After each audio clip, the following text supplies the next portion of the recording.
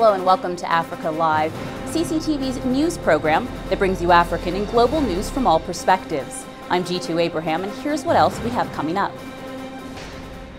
We go now to Ethiopia, where frustration continues amongst mediators in South Sudan talks. Negotiations were grounded to a halt overnight, again without results. Officials in Addis Ababa don't know when they'll resume, as CCTV's Girum Chala has the latest. It has been 6 days since the two sides gathered here in Ethiopia's capital, Addis Ababa. 6 days in which little concrete has been achieved, but 6 days in which the killing and suffering back home has continued. Hopes had risen on Tuesday after both sides insisted they were committed to ending hostilities. Those hopes quickly faded though. A key sticking point is the imprisonment of 11 leading opponents of South Sudan's President Salva Kiir. Rebel leader Riek Machar wants them released as a precondition to peace talks. IGAD, the United Nations, and even now the United States say they should be freed. But Kiir so far is digging in. IGAD officials and mediators have now flown to Juba to try and persuade him to change his mind. Girum Chala, CCTV, Addis Ababa, Ethiopia. Meanwhile, South Sudan's government has rejected rebel calls for an immediate release of detainees. This is after the two sides met briefly for the first time on Tuesday, seeking to end the fighting.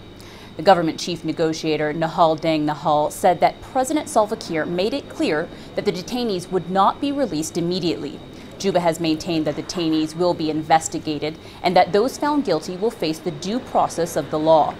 The talks opened on Tuesday, but quickly took a break for consultations in Juba about the fate of the 11 detainees arrested last year over an alleged coup plot. The peace talks were due to resume when the negotiators returned to Addis Ababa. Now, what has prompted them to come here is that they are facing some difficulties with the other side, which seems to be demanding that before they can have any meaningful discussions, the detainees have to be released. So, in their meeting with His Excellency the President, what I just told you is what he told them, that basically he would be happy to set them free as long as the requisite legal processes have taken place. Members of the delegation representing former Vice President Riek Machar are maintaining their demand that the political detainees be released immediately.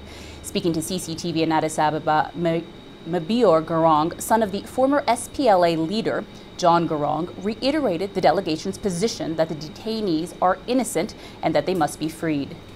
And I think they are going to be released because they are really, they are being held illegally, you know, so I think it's just a matter of time, but I believe that they will be released. Well, it's up to President Salva Kiir. I wouldn't use the word pardon because I don't believe that they are guilty. I mean, I think that the word pardon only comes in when you think that the people are guilty.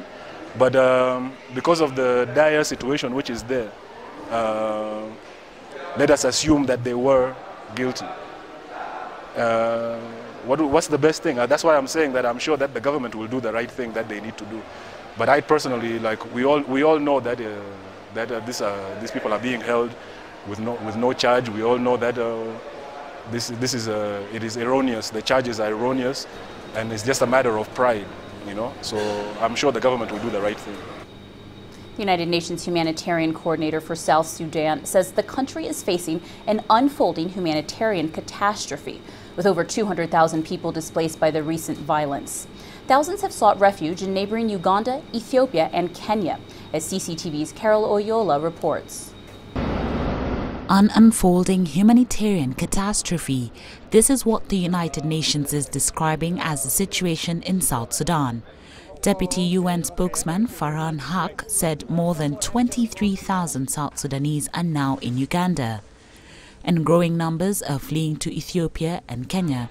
Some 62,000 people are sheltering in UN compounds across South Sudan. UN officials say thousands have been killed and intense fighting is still being reported. These are people who feared for their safety. The United Nations is here to protect civilians, and we opened the gate, never realizing how many people would come in. And people are still arriving, and that's worrying. But we're up to about 17,500 people who are here now. and slightly fewer in the other site that we have in the capital, so we're up to about 30,000 people. The UN High Commission for Refugees, UNHCR, said that more than 23,000 South Sudanese have crossed into Uganda's West Nile region and were arriving at the rate of up to 2,500 a day. The UN said it was stretched to cope with the influx, which adds to refugees arriving from Democratic Republic of Congo. We're still working on trying to get more water. The number of people who are at the camp is constantly growing, and so we still need to provide more water. We still need to build more latrines. We need to get supplies in. There's not enough shelter for people. As you know, the more people who come, the more crowded it becomes. So constantly we're battling against the conditions.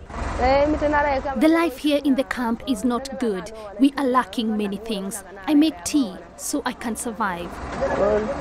Meanwhile, one of South Sudan's most respected religious leaders says the warring parties in ceasefire talks hold the fate of the young nation in their hands. It is time for us to talk of peace, to talk of development, to let our people have that rest that we have been in for war for 55 years. So this is the time for our people to rest, not the time for them to run, or not the time for them to be killed by their own brothers. It is very painful. The Archbishop hails from the rebel-held town of Bor, which the army is battling to wrest back for a second time. The UN says fighting and explosions had been reported near the contested town of Bor. Carol Oyola, CCTV. That's it for this edition of Africa Live. Remember, you can stay in touch with Africa Live on Twitter using the handle @CCTV News Africa. You can also visit our Facebook page, CCTV Africa. Thanks for watching.